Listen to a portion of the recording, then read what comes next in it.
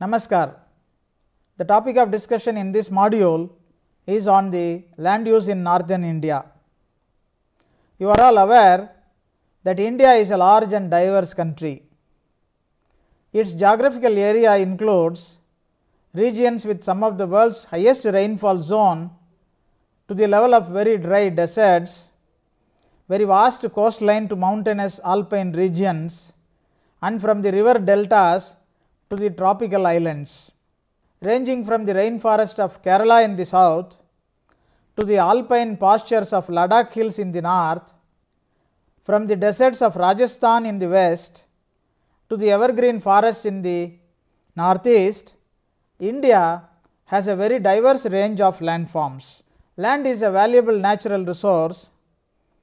It is utilized for cultivation of crops, settlement of populations, creation of dams and reservoirs, development of industries, and maintenance of forests and wildlife. Any kind of permanent or cyclic intervention of a land is called as the land use.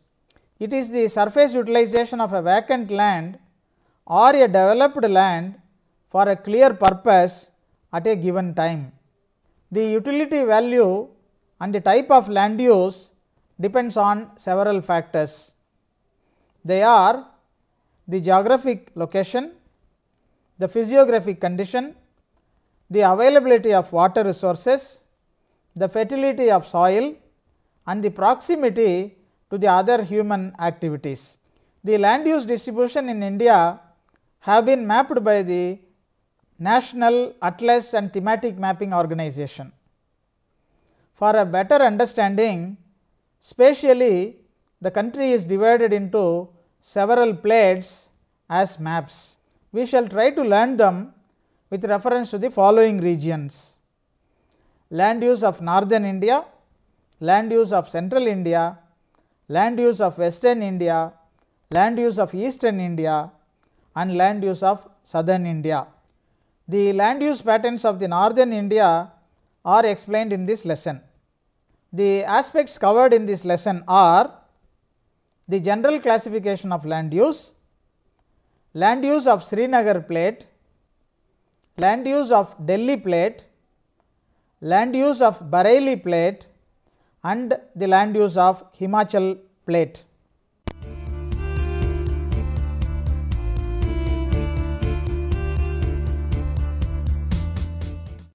Let us see the first part of the general classification of land use.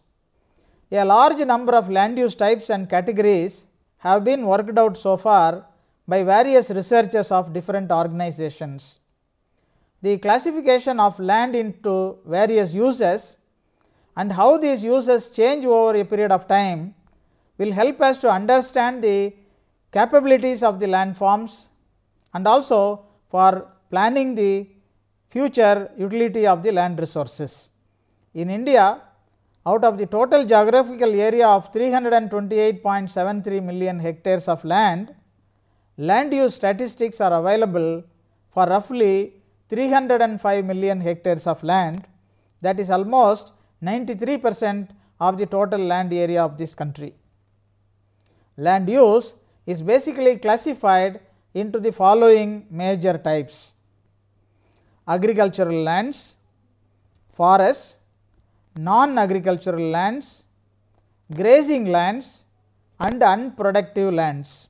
The agricultural lands are further classified into irrigated croplands, unirrigated croplands, and plantation areas.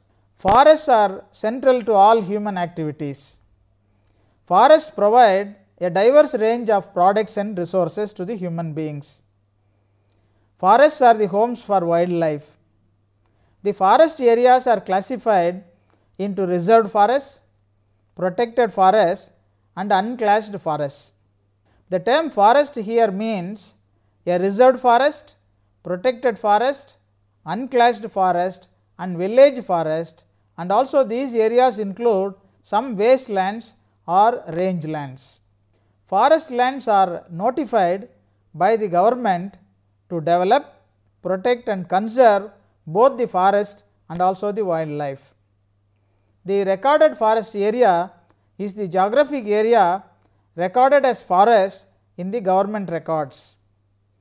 Reserved forests are the forest areas constituted under the provisions of the Indian Forest Act or other state forest acts which have full degree of protection.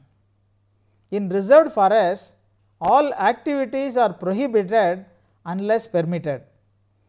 Protected forest is an area notified under the provisions of the Indian Forest Act 1927 and also the other state forest acts.